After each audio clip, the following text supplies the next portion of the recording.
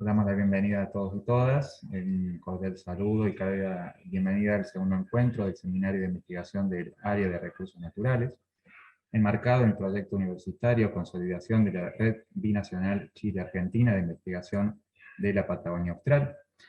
El mismo reúne a instituciones científicas y de educación superior de ambos países. Hoy nos convoca la exposición de 3 investigadoras del CADIC, el Centro Austral de Investigaciones Científicas. En primer lugar, las temáticas son la dinámica forestal, el rol de disturbios naturales y antrópicos, a cargo de la doctora Rosina Soler.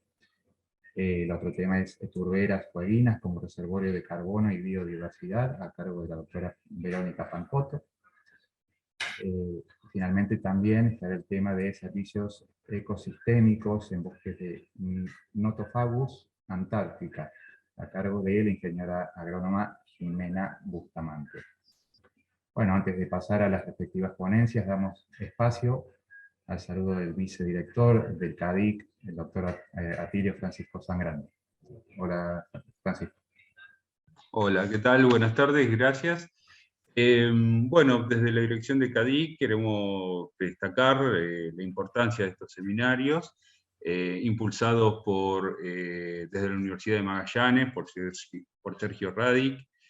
Queremos destacar, bueno, la importancia de estos seminarios es para fortalecer y dar continuidad a una serie de colaboraciones que se vienen dando en el marco de distintos estudios y trabajo conjuntamente con instituciones del sur de Patagonia.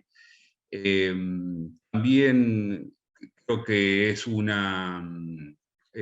los seminarios van a permitir buscar, a través del intercambio y de discusión de ideas, buscar sinergias para las colaboraciones conjuntas y que se puedan aportar de distintas instituciones.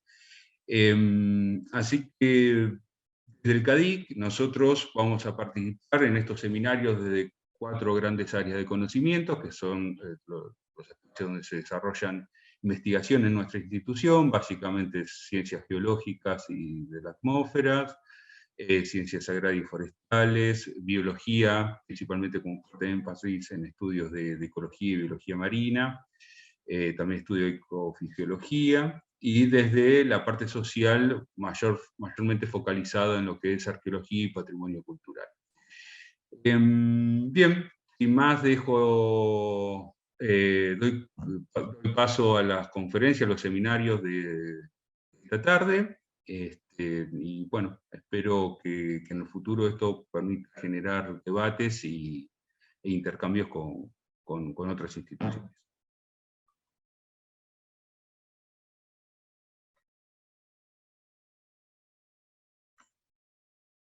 Creo que estás muteado, me parece. Bien, ahora sí, gracias, Francisco.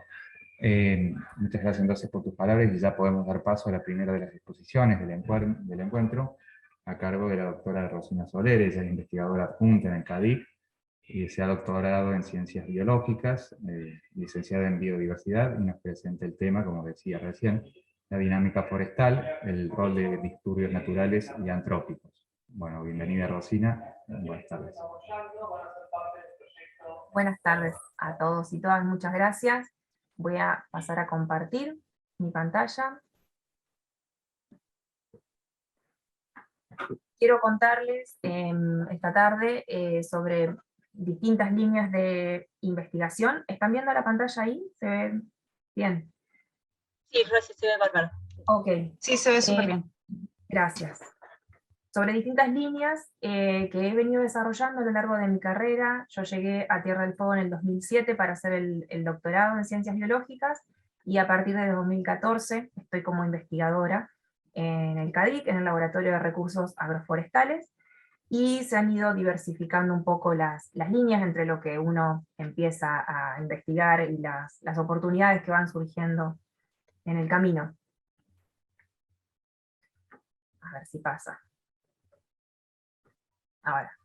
Entonces voy a hablar de una de mis principales líneas de investigación, que es el impacto de la ganadería en la dinámica de la vegetación y la regeneración arbórea. Eso ha dado pie a buscar también indicadores de sustentabilidad para el manejo ganadero en bosque, ampliando un poco más el panorama y saliendo netamente de lo ambiental.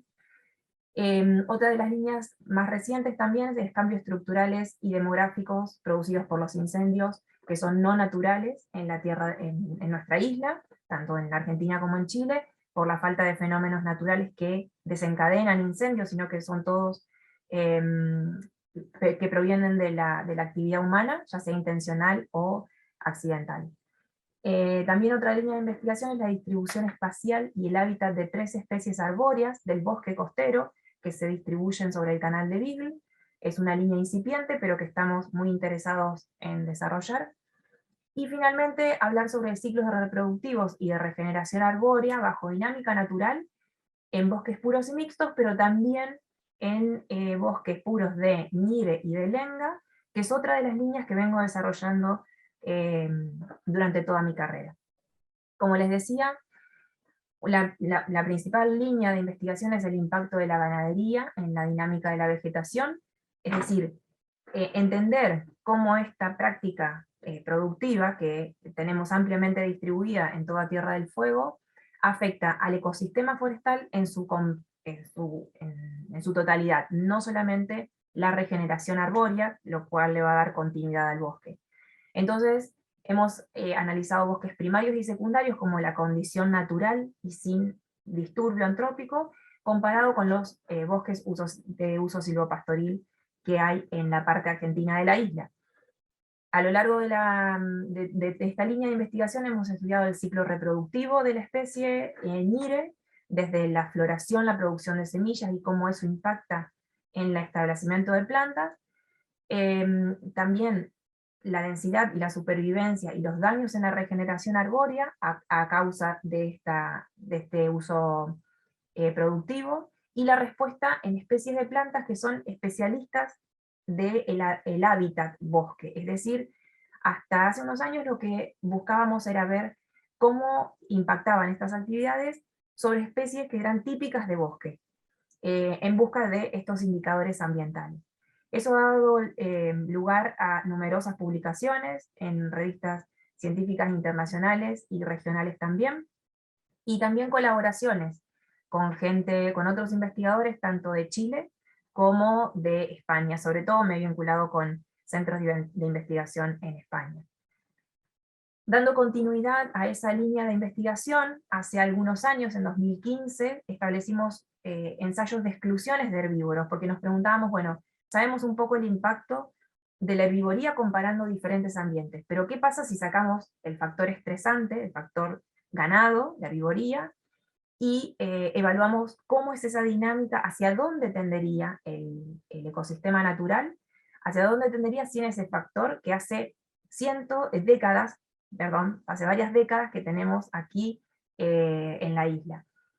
Para eso establecimos 2 tipos de exclusiones: la exclusión total, donde tiene 2,50 metros de altos y no puede entrar ningún tipo de herbívoro, y también para comparar el impacto entre herbívoro doméstico y el herbívoro nativo, que es el guanaco que tenemos naturalmente en la isla. Esta otra clausura exclusión tiene 1,50 metros. Entonces podemos comparar el efecto entre estos 2 tratamientos, y a su vez en zonas con pastoreo libre, donde todos los herbívoros pueden estar interactuando con el ambiente. Allí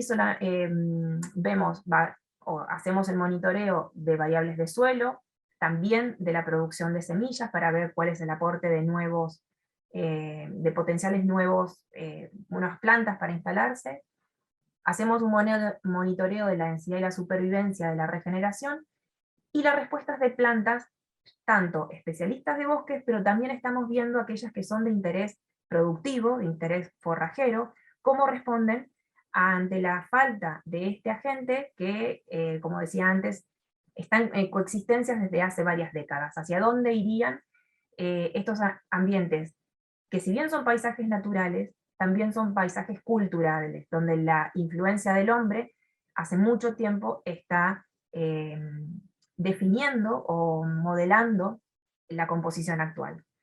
Con el gráfico de aquí abajo les quería mostrar que tenemos varios años de monitoreo, donde podemos ver la densidad de plántulas en cada uno de estos tratamientos, y donde vemos que si bien la supervivencia de plántulas se ha reducido, también hemos visto un paso es decir, una dinámica hacia plantas más altas o de mayor tamaño en las zonas que están excluidas.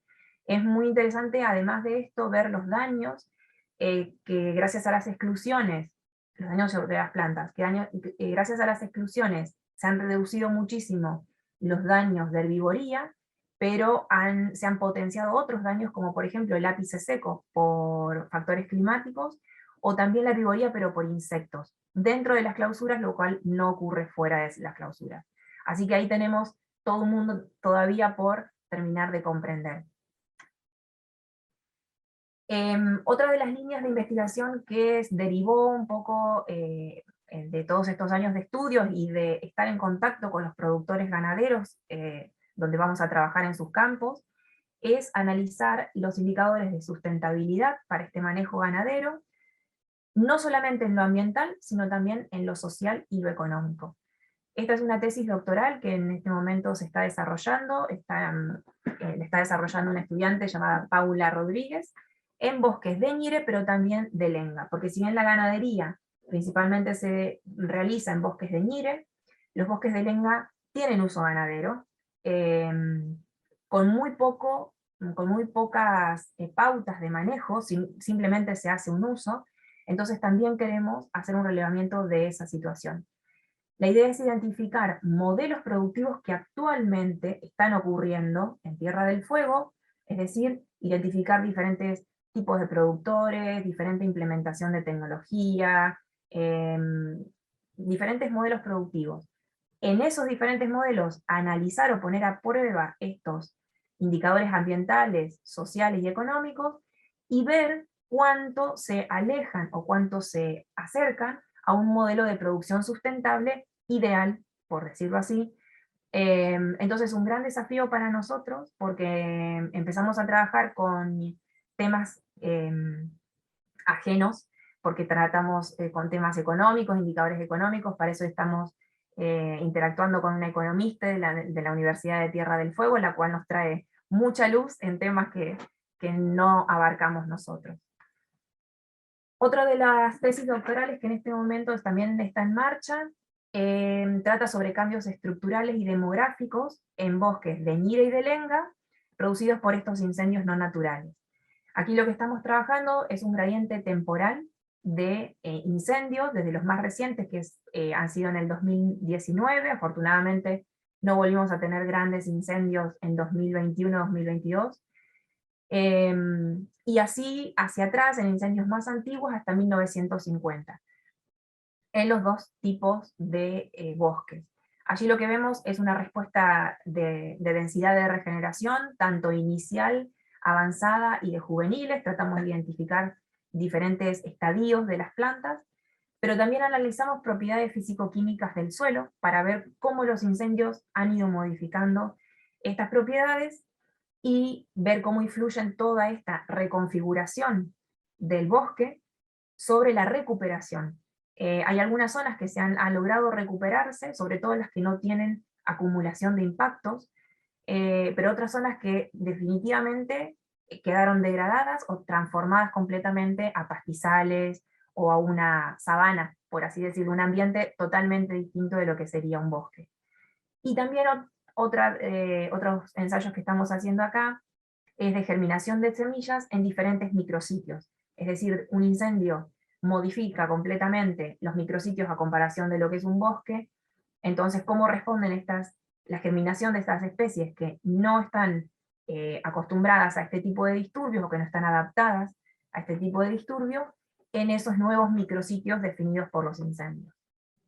Esta línea de investigación, si bien lo que intentamos entender es la respuesta natural, pero también tiene una fuerte implicancia en lo que es restauración de bosques. Se trabaja conjuntamente con la Dirección de Bosques de la provincia y también con empresas forestales que han tenido accidentes de fuego y están interesadas en ver algunas herramientas de restauración. Esta línea de investigación, salimos un poquito de los notofagus y empezamos a indagar sobre estas otras 3 especies de árboles que tenemos en la isla, que es el canelo, Odrymis winteri, Maitenus magellanica, o leñadura, y Embotrium coccineum, o el notro. Son 3 especies que tienen una distribución muy acotada a lo largo de la línea de costa del canal de Beagle, una distribución muy estrecha y muy asociada a lo que es el ambiente costero. Entonces estamos tratando de entender esos requerimientos de hábitat que tienen estas 3 especies. Sobre todo esta línea surgió hace algunos años debido a que se proponía para Tierra del Fuego Argentina la instalación de una nueva ruta, una ruta costera, que atravesaba justamente muchos de estos tipos de bosques que son casi relictuales en toda la isla, que no los encontramos en el resto de la zona boscosa de Tierra del Fuego. Entonces estamos analizando 2 gradientes. Por un lado, el gradiente natural desde la distancia de la costa, es decir, los que están más cercanos a la costa, y por qué es que van desapareciendo, por qué es que van reduciéndose a medida que subimos o que nos adentramos en el terreno. Y por otro lado, un gradiente de disturbio antrópico, tomando el Parque Nacional Tierra del Fuego como la zona de menos disturbio, la zona turística misma del Parque Nacional con un disturbio intermedio, y la zona de Playa Larga, que es una zona muy frecuentada por el turismo, ya sea local como por el turismo visitante. Los visitantes que tienen allí un ambiente costero muy a mano para ir a conocer un bosque diferente de lo que se puede observar en el resto de la isla. Entonces, toda esta línea de costa está fuertemente, además de la urbanización por la misma ciudad de Ushuaia, que tiene, todavía está en gran crecimiento, esa actividad turística también tiene un fuerte impacto sobre estas especies que están ubicadas solamente ahí, al menos en forma conjunta, coexistiendo estas 3 especies. Y lo que estamos evaluando son germinación de semillas, la distribución de la regeneración en estos 2 gradientes, y biodiversidad de plantas también para ver respuestas a estos disturbios. Y por último, esta línea de investigación que venimos desarrollando, porque detrás de todo lo que les estoy contando hay mucha más gente que yo, hay estudiantes, hay otros investigadores, pero en esta línea de investigación que trata sobre los ciclos reproductivos y de regeneración arbórea en bosques puros y mixtos, también estuvo participando Mónica Toro Manríquez, haciendo su tesis doctoral aquí con nosotros en el CADIC. Y es una línea de investigación que intenta mantenerse a largo plazo. Por ahora podemos hablar de corto o mediano plazo, pero la idea es hacer un monitoreo a largo plazo para entender la dinámica de estos ciclos reproductivos, principalmente la producción de semillas, bajo disturbios naturales, bajo una dinámica natural, y a la vez entender un poco los patrones a lo largo del paisaje, porque tenemos distribuida en toda la isla diferentes sitios de monitoreo. Esto también nos ha permitido colaborar con diferentes investigadores, tanto de Argentina, de Chile, pero también de afuera, y nos ha permitido detectar fases críticas que tienen estas especies a lo largo del ciclo reproductivo, como por ejemplo fallas de fertilización, o esta transición tan sensible, tan débil, digamos, por así decirlo, entre lo que es una semilla y una plántula. Nos ha permitido hacer inferencias sobre las trayectorias futuras que podrían tener estas poblaciones, ya sea de lenga, de guindo o de bosques mixtos, pero también de ñire, y ver si se mantendrían como bosques puros o podrían transicionar hacia bosques mixtos, o viceversa. Estos bosques mixtos, en algunos paisajes se mantienen mixtos, en otros paisajes hay una de las especies que va predominando, y eso tiene que ver con variables climáticas, pero sobre todo con variables de paisaje geográficas. Y este monitoreo a largo plazo también nos permite entender los ciclos de masting, que son ciclos que tienen estas especies, con producciones excepcionales de semillas en forma cíclica y sincronizada. Este monitoreo a largo plazo nos ha permitido formar parte de una red a nivel internacional, donde se hace un seguimiento de estos ciclos excepcionales y sincronizados, estos esfuerzos de reproducción que tienen distintas especies, no solo los notofagus, y para el hemisferio sur, somos una parte de estos muestreos, de estos monitoreos, lo cual nos potencia también nuestro trabajo, no solamente para entender estos procesos a nivel local, sino también a nivel regional y mundial. Es muy interesante esta participación. Así que eso es lo que les quería contar. Muchas gracias, y ojalá que se establezcan intereses de colaboración. Creo que hay muchas cosas, muchos de estos temas que se están desarrollando del otro lado de Chile, en la parte chilena de Tierra del Fuego, pero también, bueno, nuevas ideas que pueden surgir. Muy bien, muchas gracias, Rosina, muy claro todo lo expuesto. Les comento al resto también de los participantes que cualquier duda o consulta la pueden hacer en el margen de los chats, así le podemos transmitir eso a las respectivas expositoras. Bien, ahora el turno es de la doctora Verónica Pancotto. Ella también es investigadora adjunta aquí en el CADIC, es doctora en Ciencias Agropecuarias y licenciada en Ciencias Biológicas. Adelante, Vero. Claro, muchas gracias, Facundo. Bueno, voy a compartir pantalla. Bueno, ahí estoy compartiendo. ¿Se ve? Bárbaro. Bueno, en principio, muchas gracias, Facundo. Linda presentación, Rosy, muchas gracias. Siempre uno termina conociendo más sobre lo que hacen los colegas también, que estamos ahí tan cerquita. Bueno, mi nombre es Verónica Pancotto, yo soy investigadora adjunta de CADIC CONICET y también soy docente investigador de la Universidad Nacional de Tierra del Fuego. Principalmente trabajo con ciclo de nutrientes y dinámica del carbono en las turberas de Tierra del Fuego y en ecosistemas, en distintos ecosistemas de Tierra del Fuego.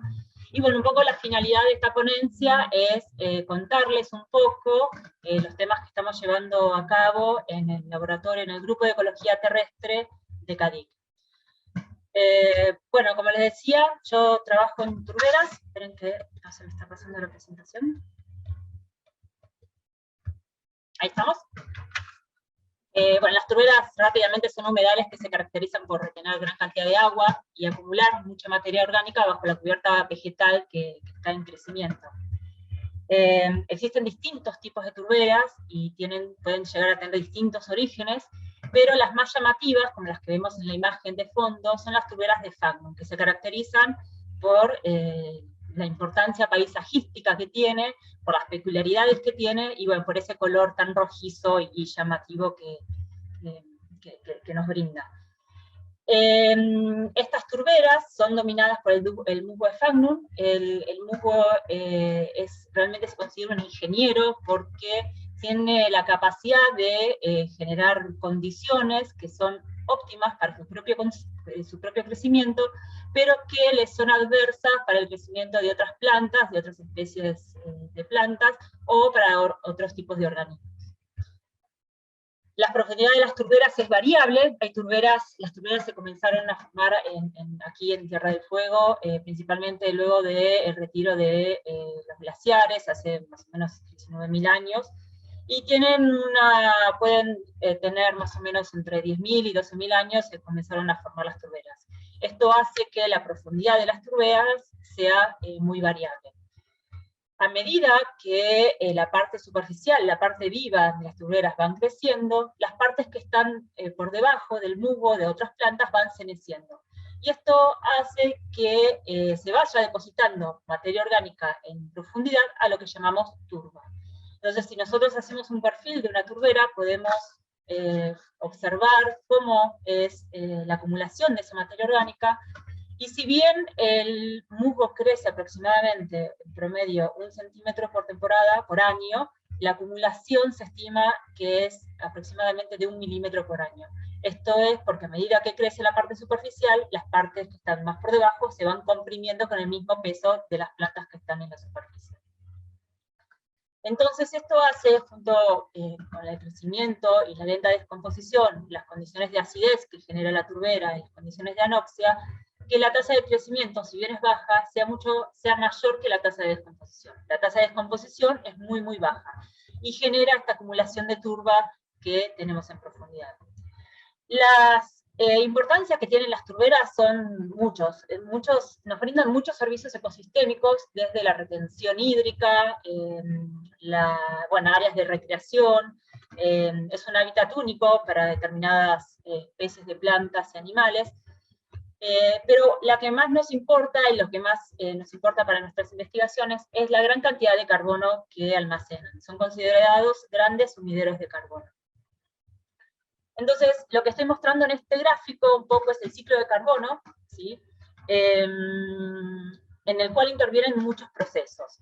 Si uno comienza, con el crecimiento de las plantas, a través de la fotosíntesis, las plantas incorporan dióxido de carbono en su biomasa vegetal, y este carbono que es incorporado forma parte de esta biomasa de las plantas. Al cenecer las plantas, los restos vegetales comienzan a acumularse en profundidad, ¿no? En la parte del acrotelmo es la parte variable, donde tenemos parte aeróbica y parte anaeróbica, y en el catotelmo tenemos la parte de la turbera que es solo cubierta por agua, ¿sí? Está solo en condiciones de anoxia. Entonces los restos vegetales que van ceneciendo de las plantas que viven en la turbera comienzan a acumularse en forma de materia orgánica, es decir, de turba. Parte de esta turba es almacenada, parte es descompuesta por los organismos aeróbicos, hongos y bacterias, y estos organismos son los que, junto con la respiración de las plantas, liberan dióxido de carbono a la atmósfera. Parte de la materia orgánica que está en las condiciones de anoxia es utilizada por organismos arqueas y bacterias que se llaman metanogénicas en la producción de metano. Este metano también es liberado hacia la superficie o es oxidada por bacterias que son metanotróficas y la convierten en dióxido de carbono, volviendo el dióxido de carbono a la atmósfera. Pero en este equilibrio, la fijación de dióxido de carbono de las turberas es mucho mayor que las emisiones que tenemos hacia el ambiente. Entonces, en el grupo de trabajo lo que estamos haciendo son distintos proyectos que estamos desarrollando y que ya venimos trabajando hace unos años, donde evaluamos un poco las emisiones, fijación y emisión de dióxido de carbono. También evaluamos emisiones de metano, estamos evaluando también la descomposición de las distintas especies vegetales, que en definitivo es el carbono, la materia orgánica, que es la fuente de alimento para los organismos metanogénicos o los organismos que están respirando dióxido de carbono. Evaluamos cómo es el carbono orgánico disuelto en la turbera a distintas profundidades, y cómo es la producción de metano en función de las emisiones de metano, porque no todo el metano que es producido en las turberas es lo que luego es emitido. Y también actualmente estamos trabajando en la exportación del carbono orgánico hacia otros ambientes, como por ejemplo lagunas naturales o castoreras. Por otro lado, otro de los temas que también llevamos a cabo en el laboratorio es la degradación de las turberas. Si observan esta imagen, lo que se ve es una gran turbera en el Valle del Carabajal. Esta turbera se observa que en la parte de atrás de la imagen es una turbera prístina, que está en condiciones naturales, pero en la parte de delante de la imagen podemos ver que hay un patrón de rayas, que eso nos está mostrando que es una turbera que está siendo explotada. Entonces, la principal actividad económica que se realiza en las turberas hoy en día es la explotación de la turba, ¿sí? la utilización de las turberas para explotación, para la obtención de turba. Entonces, las actividades que implican la explotación de turba, primero es el drenaje de la turbera, es decir, eliminan las condiciones en las que les es favorable, que necesitan los musgos y estas plantas para poder sobrevivir. se generan drenajes para poder sacar el agua a la turbera, y con eso luego eliminan la capa viva superficial de la turbera y empiezan a extraer la materia orgánica que es retenida, que fue acumulada durante miles y miles de años. En Tierra del Fuego se llevan a cabo distintas, dos tipos tres tipos principales de manejo de las turberas. El manejo más antiguo es el método artesanal, donde se hacen estos canales de drenaje y después se realizan como zanjas de saca del material. Y el método más actual que se está utilizando es el método canadiense, que es un método de aspiración. Pero en todos los casos, la que implica la utilización de una turbera tiene que ver con la eliminación del agua, ¿sí? Y quitar la cubierta superficial, que es la cubierta viva, que es la fotosintéticamente activa y que es la que genera esa fijación de carbono, que es una de las propiedades de la turbera. Otra de las actividades que también se están desarrollando en la explotación de las turberas es, inicialmente, antes de sacar esa capa viva, lo que hacen es sacar fibra. Las fibras son utilizadas en determinados cultivos especiales, por ejemplo, para el cultivo de orquídeas, ¿no? Entonces lo que les interesa es sacar la hebra más larga posible del musgo de Sphagnum antes de cosechar la turba de las turberas. Entonces estas actividades lo que están generando de alguna forma es que estos ambientes, que son sus grandes sumideros de dióxido de carbono, pasen a ser grandes fuentes de dióxido de carbono. No solo por las actividades que se están llevando a cabo, sino porque cambian las condiciones naturales que tiene una turbera y hace que toda esa fijación de carbono que fue llevada a cabo durante miles y miles de años comience a degradarse y a ser emitido. Es decir, que es un efecto sinérgico también. Entonces, bueno, dentro de las líneas que estamos llevando en el laboratorio, estamos evaluando cambios en la biodiversidad de las plantas y de los insectos, en las turberas prístinas con actividad extractiva, y en las márgenes de las turberas, digamos, en el borde entre la actividad extractiva y la turbera prístina. Entonces, evaluamos cambios en la vegetación, ¿sí? Lo que hacemos es establecer parcelas, y en estas tres condiciones evaluamos cuál es la vegetación que hay, cuáles son cambios que se producen luego de que las turberas son cosechadas, y también cuáles son los cambios en los insectos, y en los artrópodos en general, ¿no? Pero focalizamos en los insectos, principalmente en los hemípteros. Entonces, para evaluar un poco los cambios en los insectos, lo que hacemos es utilizar distintas técnicas de trampeo de insectos. Utilizamos esta técnica que es de GBAC, que es una técnica de aspiración de la superficie. Utilizamos trampas Pitfall, que son trampas de caída, principalmente para insectos o artrópodos caminadores. Tomamos muestras y las ponemos en el laboratorio con embudos Berlese, y también realizamos capturas por medio de trampas de luz en horarios nocturnos, ¿no? Al atardecer. Junto con cada uno de estos muestreos, entonces también lo que hacemos es evaluar las condiciones ambientales, la temperatura, las condiciones de precipitación, o bueno, todas las condiciones que se van dando en el momento de la captura, además de la vegetación. Y por otro lado, también, esto es un trabajo incipiente, pero lo que estamos haciendo es evaluar un poco las emisiones de dióxido de carbono desde las turberas impactadas, y la idea es estamos comenzando a hacer unos ensayos de restauración, con recuperación de la napa del nivel freático, y con la inserción de diáspora, ¿no? De pequeños segmentos de Sphagnum, para ver qué va sucediendo con los insectos, los artrópodos, y también cómo van cambiando las emisiones de dióxido de carbono acá dentro de varios años, ¿no? Porque eso es un trabajo que va a tomar varios años. Otra de las líneas que también llevamos a cabo es estimar el flujo de carbono hacia la atmósfera y a cuerpos de agua, como antes mencionaba. Esta línea la lleva a cabo un tesista doctoral, Mariano Iseas, y también Mariano está evaluando, además de las emisiones y del flujo hacia las lagunas naturales y las castoreras, también está evaluando la reserva de carbono en el último metro o en el primer metro de profundidad.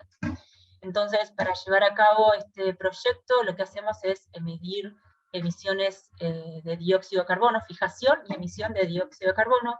Esto lo hacemos a través de cámaras que instalamos al momento de la medición, y en el campo las medimos con un IRGA, ¿no? un analizador de gases infrarrojo, y las muestras de metano las evaluamos tomando muestras, los ponemos en vías y los analizamos con cromatografía gaseosa. Las otras mediciones que Mariano está realizando es la evaluación del carbono orgánico disuelto a distintas profundidades. Entonces lo que hacemos es a través de freatímetros, tomamos y de lisímetros, tomamos muestras de agua a distintas profundidades y evaluamos cuál es el carbono orgánico disuelto a estas distintas profundidades. Además de evaluar el carbono, lo que evaluamos es el movimiento horizontal, ya que el movimiento horizontal del agua varía en función de la densidad que tiene la turba. Entonces lo que hacemos también es evaluar el movimiento horizontal a través de un sistema de caños perforados y vaciado de los caños y vuelta a llenar. Entonces podemos evaluar cómo es ese movimiento del agua horizontal dentro de la turbera, que en definitiva está relacionado con el transporte de este carbono orgánico disuelto hacia las lagunas o hacia las castoreras. Y también evaluamos cómo es el movimiento del nivel freático en forma vertical. Esta parte de la tesis doctoral de Mariano está vinculado con las mismas mediciones que se realizan en sistemas acuáticos.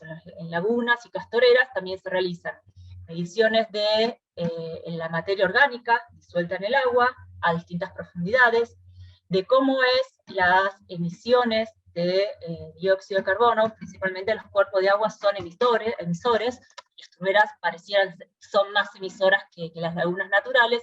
Y también medimos metano y utilizamos embudos para muestrear las ebulliciones de metano en los cuerpos de agua.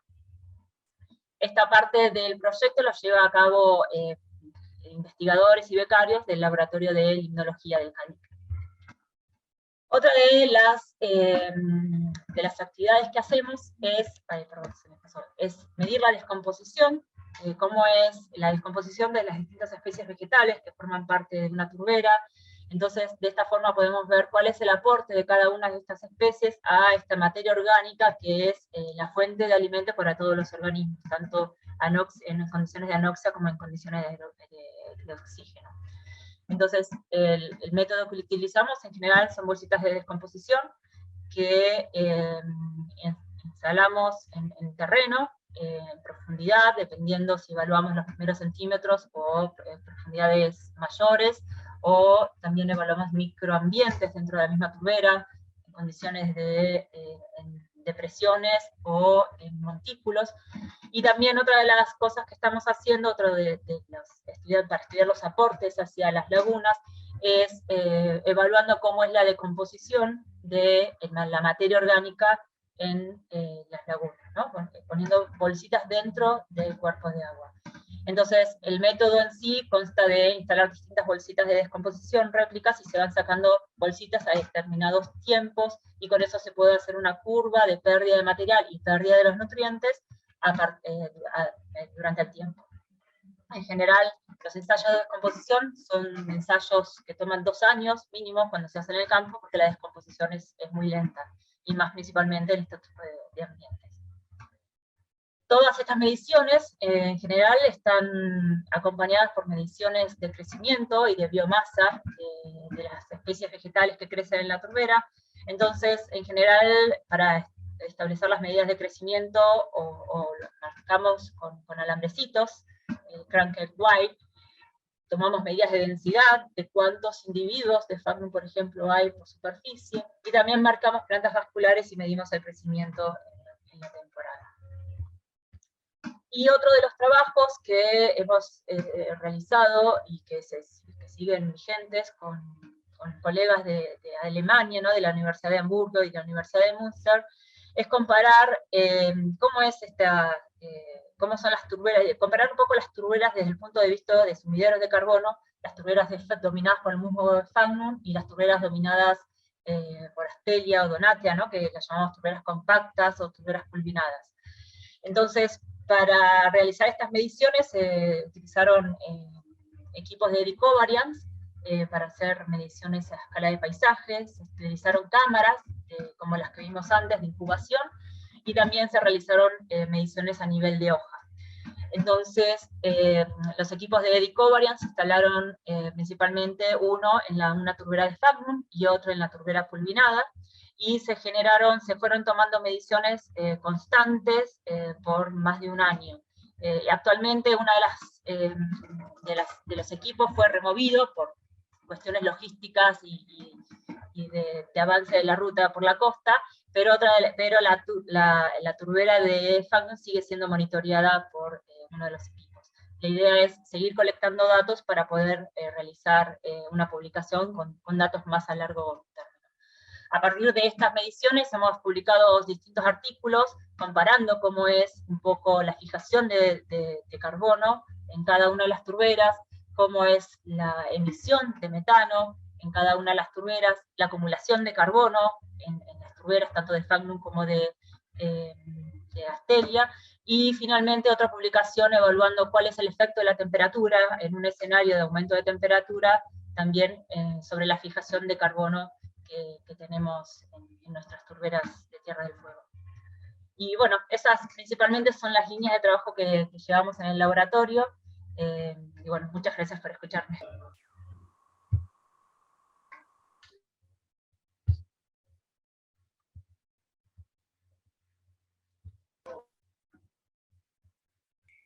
Bueno, muy bien, gracias Verónica.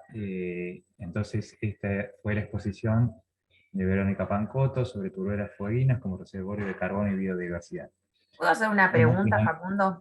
Sí, ¿cómo? Porque como dijo Vero, pocas veces tenemos la oportunidad de escucharnos unos a otros.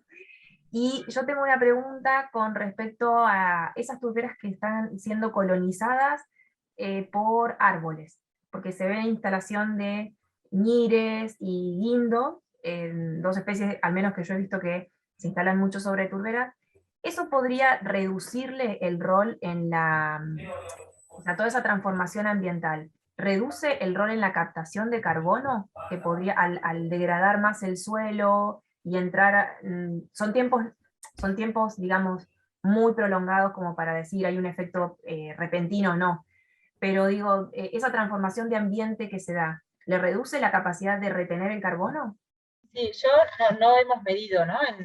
En términos de fijación cuando están más, digamos, vascularizadas las turberas, ¿no? Uno habla más de vascularización, pero sí que haya mayor cantidad de especies vasculares y que haya un avance del bosque sobre la turbera, te está indicando que la turbera está comenzando a envejecer de alguna forma. Las plantas vasculares pueden colonizar la turbera porque el nivel freático comienza a disminuir, o también la presencia de las vasculares hace que haya una mayor succión de agua, entonces eso hace que el nivel freático disminuya. Cuando disminuye el nivel freático no son condiciones óptimas para el crecimiento del musgo. Entonces sobrevive, el musgo, te digo, es un ingeniero, sigue habiendo condiciones de acidez, pero no son las condiciones óptimas. Entonces, yo creo que de alguna forma debe afectar esta fijación de carbono, porque bueno, no son las condiciones que más benefician de alguna forma al musgo o a las plantas que son hidrofílicas, ¿no? Que viven en un ambiente con un nivel freático muy cercano a la superficie. Está buenísimo, muy interesante el trabajo. Gracias. Bueno, bárbaro, sí. Finalmente entonces, le damos la palabra a la ingeniera agrónoma Jimena Bustamante, becaria doctoral de CONICET, y nos va a hablar sobre servicios ecosistémicos en bosques de Notofangus Antártica. Bueno, hola, ¿ahí me escuchan bien? Sí. Y se ve bien la pantalla también. Sí. Bueno, genial. Entonces voy a comenzar contándoles un poco las líneas en las que estuvimos desarrollando. Yo soy más nuevita, pero igual tengo mucho interés. Así que yo trabajo principalmente en los servicios ecosistémicos en bosques de Notofagus Antártica, conocido como ñire.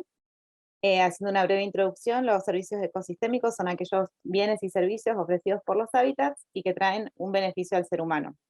Entonces la evaluación de los servicios ecosistémicos son cruciales para el desarrollo económico y bienestar social. Les cuento que los sitios que estudiamos principalmente poseen algún tipo de disturbio antrópico, como el fuego. El fuego fue intencional décadas atrás, con la intención de aumentar la pastura para el ganado. Entonces en estos sitios, además de haber fuego, existen vacas de raza Hereford, que generan cierto impacto en el ambiente, ¿no? Entonces lo que pudimos observar es que estos sitios con disturbio generan un nuevo ecosistema que da como origen a la coexistencia de otras especies. En este caso, lo que pudimos observar es que el calafate, Berberis micrófila, rebrota vigorosamente en sitios afectados y da origen a nuevos servicios ecosistémicos. Y vemos que estas plantas pueden coexistir, el ñire y el calafate. Acá las vemos un árbol de ñire rodeado por calafate. Entonces, el objetivo es conocer de qué manera estas diferentes especies contribuyen a la provisión de bienes y productos, regulación de procesos y soporte de hábitats. Acá les mostré unas imágenes, no sé, creo que justo nos vemos nosotros encima, pero tenemos el soporte de hábitat para otras especies vegetales o para la misma regeneración arbórea. Acá arriba tenemos un arbolito de ñire ramoneado, por lo que les voy a contar más adelante que esta protección que genera el calafate los protege a la regeneración de ñire. Y por último les voy a estar contando el servicio ecosistémico de provisión de frutos. Estos frutitos son los del calafate que proveen un servicio ecosistémico muy importante.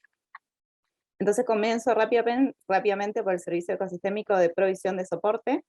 Lo que hicimos fue evaluar las especies que crecen bajo de la copa del calafate y fuera de la copa del calafate para ver si el calafate le provee de un servicio ecosistémico de soporte. Y lo que pudimos ver es que las plantas que están abajo de la copa existen plantas exclusivas, que principalmente son nativas. No me voy a detener, pero acá las menciono. Y que existen también especies exclusivas fuera de la copa. Entonces lo que podemos observar es que el calafate provee un servicio ecosistémico de soporte.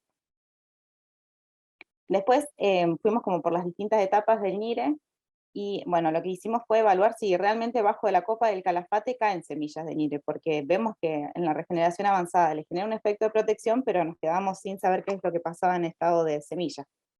Entonces, lo que pudimos observar es que la semilla, la cantidad de semillas que cae bajo la copa del calafate y fuera es la misma, o sea que las que caen bajo la copa del calafate podrían estar más protegidas contra el pisoteo o contra depredadores.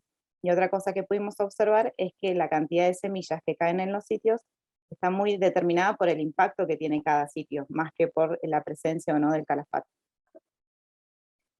Bueno, hicimos un seguimiento en las distintas etapas y nos fuimos a ver, bueno, cae la semilla, pero ¿qué pasa? ¿Germina o no germina? Entonces realizamos algunos ensayos en Cadic y lo que hicimos fue tirar semillitas de calafate, de ñire bajo la copa del calafate y comprobamos de que la semilla germina sin problema y que además se ven plantulitas de calafate que germinaron, esas no las pusimos, germinaron solas, entonces ya se ve que las plántulas tienen una coexistencia.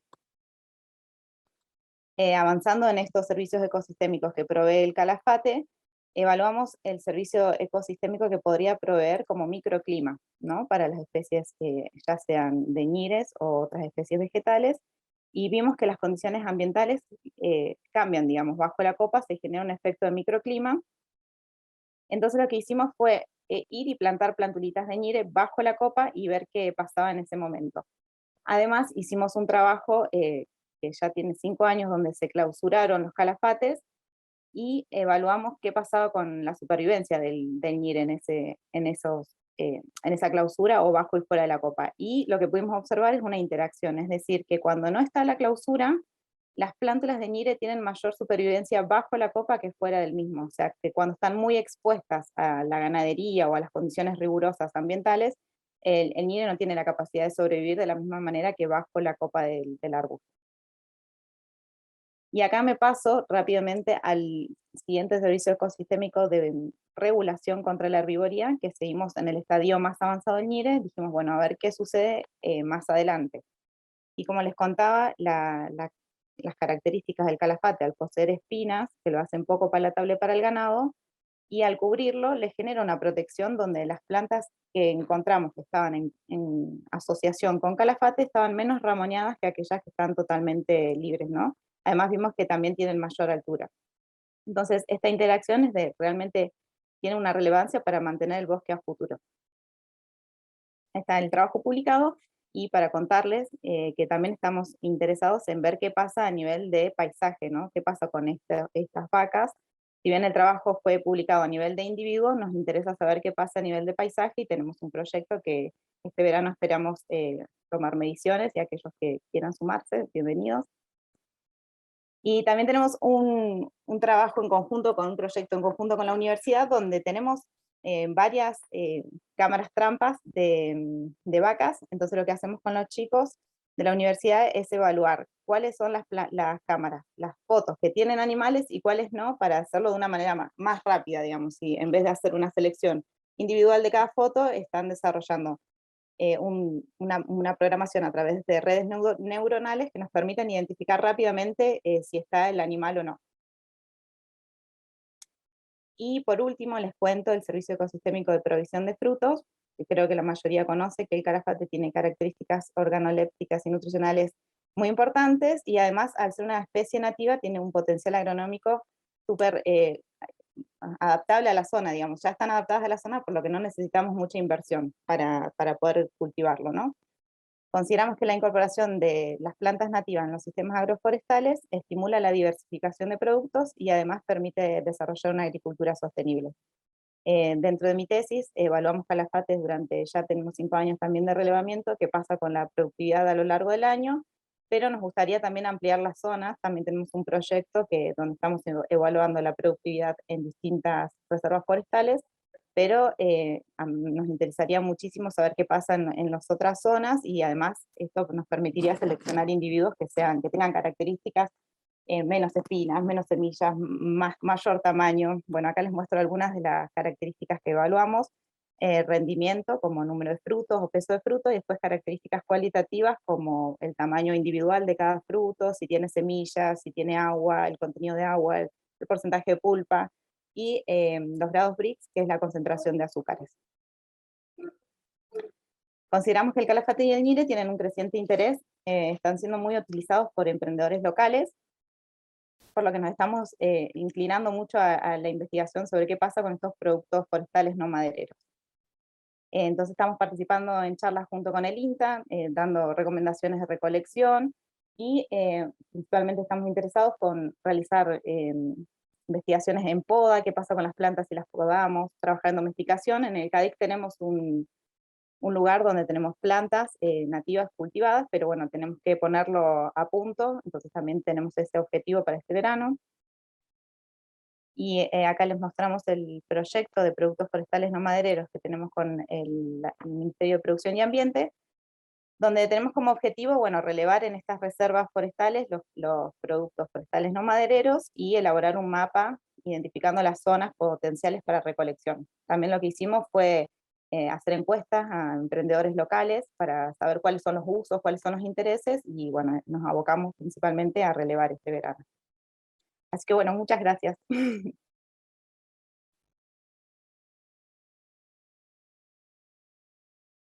Bueno, muchas gracias a vos, Jimena. Entonces, no sé si les queda alguna consulta, alguna duda, algo que quieran sumar, aportar. Y si no es así, bueno, con esta última exposición, entonces damos cierre al Aprovecho, segundo. perdón, Facundo, una pregunta para Jimena. Sí. ¿Le están haciendo o le van a hacer valor nutricional a flores o frutos? Sé que, bueno, frutos hay algo hecho, ¿no? Pero están tomando también valores nutricionales tanto del ñire como del calafate. No, nosotros no, pero sí tenemos en trabajo en este proyecto. Está Nélida, el apellido no me acuerdo bien, pero Nélida está haciendo un análisis nutricional de las flores, que también están siendo muy utilizadas. Ya están encarando esa parte. Perdón. Bueno, muy bien, muy interesante todas las exposiciones. Entonces, bueno, saludamos a todos los participantes y prometemos dejar disponible este encuentro para quienes no han podido asistir, lo puedan tener acceso en próximos momentos.